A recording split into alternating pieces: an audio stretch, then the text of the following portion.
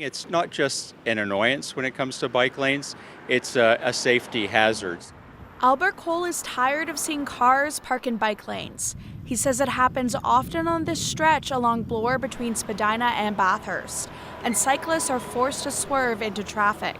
So when people have to skirt around an illegally parked car, that puts them in danger.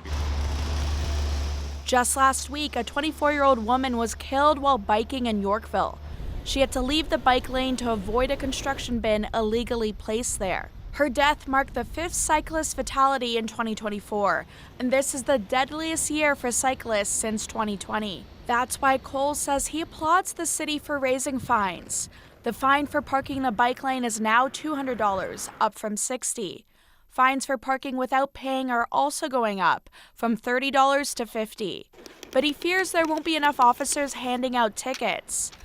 There are only 3 dedicated to bike lanes. You can have higher fines, but if you're not going to do the enforcement, that's a big deal. And this professor agrees enforcement hasn't been reliable. But it will only be as effective as the enforcement. And we know that enforcement has been a mixed experience. The city says they're hoping the fines will encourage compliance, and enforcement could ramp up, depending on drivers' behavior. I'm sure that the officers will try to educate the general public, maybe be a little lenient in the beginning, but as time goes on, they will increase their enforcement regimen. The city will be monitoring the effectiveness of the new fines.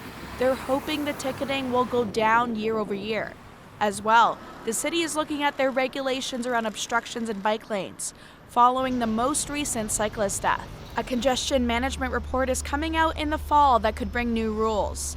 Olivia Bowden, CBC News, Toronto.